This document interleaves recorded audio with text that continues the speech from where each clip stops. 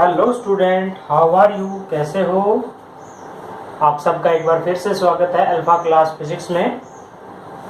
हम जो चैप्टर पढ़ रहे थे काइनेमैटिक्स, उसके अंदर आगे चलते हैं। Formula for uniform motion.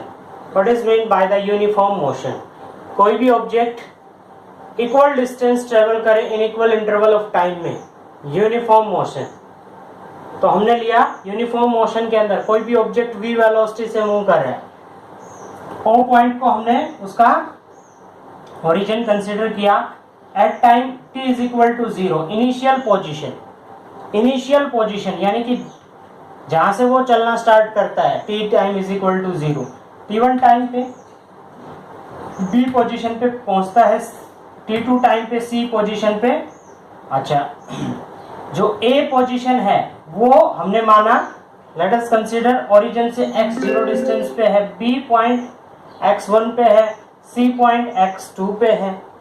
तो यदि हम निकालते हैं कि जो x1 है, x1 पोजीशन किसके इक्वल होगी? देखिए ये डिस्टेंस निकालनी है। डिस्टेंस जो है इसमें ये डिस्टेंस प्लस ये डिस्टेंस प्लस में ये डिस्टेंस कितनी है? x0, और यहां से यहां तक ऑब्जेक्ट v वेलोसिटी से t1 टाइम में मूव करता है। तो डिस्टेंस कितनी हो जाएगी?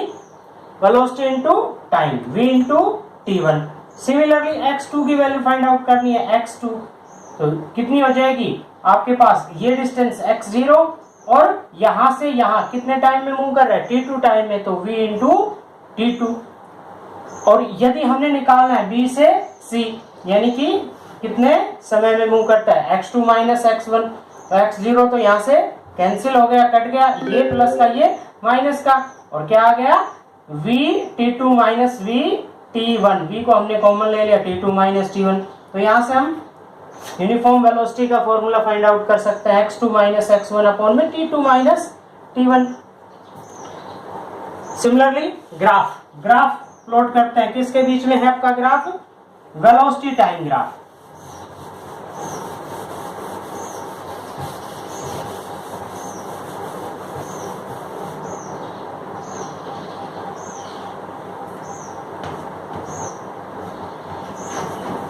Velocity time graph. Velocity time graph क्या होता है? वेलोसिटी टाइम ग्राफ, देखिए वेलोसिटी और टाइम के बीच में रिलेशनशिप। अब बात यहाँ पे अटकती है, यहाँ पे आता है क्वेश्चन कि वेलोसिटी कैसी है, यूनिफॉर्म वेलोसिटी है या वेरिएबल वेलोसिटी है। तो यदि हम यूनिफॉर्म वेलोसिटी लेते हैं, देखिए यूनिफॉर्म वेलोसिटी के अंदर किस तरह का ग्राफ आप प्लॉट करोगे? अगर हम x एक्सिस के अंदर लेते हैं टाइम और y एक्सिस के अंदर हम लेते हैं आपकी वेलोसिटी, कि ऑब्जेक्ट v वेलोसिटी से मूव कर रहा है, तो ये है v वेलोसिटी, यूनिफॉर्म वेलोसिटी है, चेंज नहीं होगी। तो इस तरह के आपके पास वेलोसिटी और टाइम के बीच में क्या आएगा? ग्राफ, वेलोसिटी और टाइम के बीच में। अच्छा, एट पर्टिकुलर टाइम यानी कि यदि हमने ले लिया कि जैसे इस पॉइंट पे t1 टाइम है, इस पॉइंट पे t2 टाइम है, तो ड्यूरिंग दिस इंटरवल वो कितनी डिस्टेंस ट्रेवल कर पाता है? तो कितनी डिस्टेंस ट्रेवल कर पाता है, तो इसके लिए कैसे निकालेंगे? ये डिस्टेंस अपने पास क्या है? v, और ये डिस्टेंस क्या आ गया अपने पास? t2 minus t1। तो यदि हम इनका नाम रखते हैं जैसे a b c d, तो आप क्या देखोगे? ये डिस्टेंस तो कितनी होगी? t2 minus t1। ये डिस्टेंस क्या होगी आपके पास? वेलोसिटी। तो डिस्टेंस का फॉर्मूला क्या होता है आपके पास? Velocity into time. वेलोसिटी अपने पास ये और टाइम ये, तो इसमें क्या हो गया अपने पास? ये एरिया, यानी कि area of this square, area of this rectangle. It means distance किसके इक्वल होगा? अपने पास क्या रिजल्ट फाइंड आउट हुआ कि डिस्टेंस जो है किसके अंदर? वेलोसिटी टाइम ग्राफ में किसके इक्वल होगा? Area under velocity time graph, area under velocity time graph. Okay, तो यहां से हम सिमिलरली इसका एरिया फाइंड आउट कर सकते हैं। अब सिंपली जैसे A B multiply D A, इस तरह से वो अलग अलग बुक के अंदर इनके नाम जो है वो अलग अलग, आपके पास कॉन्सेप्ट क्लियर होना चाहिए कि वेलोसिटी टाइम ग्राफ के अंदर जो आपके पास डिस्टेंस है या डिस्प्लेसमेंट है वो किसके इक्वल होगा, area under the velocity time graph, area under the velocity time graph. 9th class में आप पढ़ चुके हो इसके बारे में। अब कुछ और ग्राफ पर इंक्लूड करते हैं, जैसे आपके पास आता है पोजीशन टाइम ग्राफ।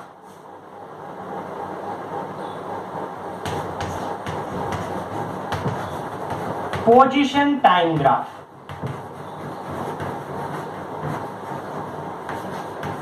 अच्छा पोजीशन टाइम ग्राफ के अंदर एट डिफरेंट सिचुएशन के अंदर क्या कहता है कि when an object is at rest, मान लिया ऑब्जेक्ट रेस्ट पे है तो उसमें जो ग्राफ प्लॉट होगा वो किस तरह से प्लॉट होगा, देखिए कि किसी भी ऑब्जेक्ट की, अब इसमें हम एक्स एक्सिस के अंदर क्या ले लेते हैं, टाइम, और वाई एक्सिस के अंदर ले लिया पोजीशन, कि कोई भी ऑब्जेक्ट x0 पोजीशन पे, इनिशियल टाइम पे वो ओरिजिन से x0 पोजीशन पे, आफ्टर टाइम t1 टाइम के बाद भी वो इसी पोजीशन पे था, आफ्टर टाइम t2 भी वो उसी पोजीशन पे था। तो किस, ये जो आपके पास ग्राफ आ गया, ये ग्राफ क्या कह रहा है कि ऑब्जेक्ट एट रेस्ट, ये क्या कह रहा है कि object at rest, object at rest, well position time graph के अंदर ऑब्जेक्ट एट रेस्ट। अब बात आती है यूनिफॉर्म मोशन की। यूनिफॉर्म मोशन के अंदर किस तरह का ग्राफ प्लॉट होगा, देखिए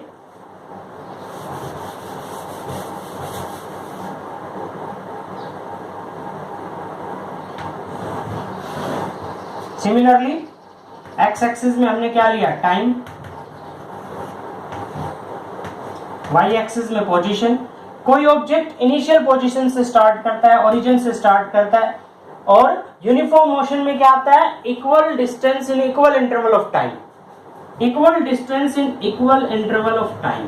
तो इस तरह का जो ग्राफ है कि जितनी ज्यादा पोजीशन उतना ज्यादा टाइम, दोनों सेम अमाउंट में, सेम रेशियो के अंदर इंक्रीज हो रहे हैं, इक्वल अमाउंट में डिस्टेंस ट्रेवल करेगा इन इक्वल इंटरवल ऑफ टाइम, तो वो आपका क्या कहलाएगा, uniform motion. Non uniform motion, non uniform motion के अंदर क्या जाता है कि ऑब्जेक्ट जो है वेरिएबल डिस्टेंस ट्रेवल करेगा, कि कोई ऑब्जेक्ट स्टार्ट करता है, जैसे अपनी गाड़ी स्टार्ट होती है, पहले धीरे धीरे चलती है, उसके बाद कम समय में ज्यादा डिस्टेंस ट्रेवल करती है, फिर यदि ब्रेक लगा दिया तो डिस्टेंस। तो इस तरह का जहां पे कर्व वाला, कर्व शेप के अंदर ग्राफ आता है तो वो नॉन यूनिफॉर्म मोशन के लिए है, ठीक है। अब ये कंडीशन है कि इफ एन ऑब्जेक्ट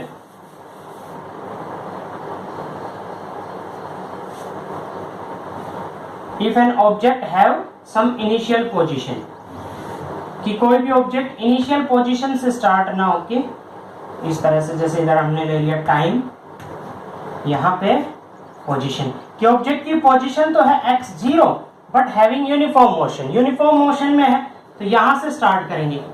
उसमें पिछले ग्राफ के अंदर आपने क्या पढ़ा था कि ऑब्जेक्ट किस पे, ओरिजिन पे, यानी कि हैविंग जीरो पोजीशन से स्टार्ट हो रहा है, ओ से, हैविंग सम इनिशियल पोजीशन है x0, यहां से स्टार्ट होता है।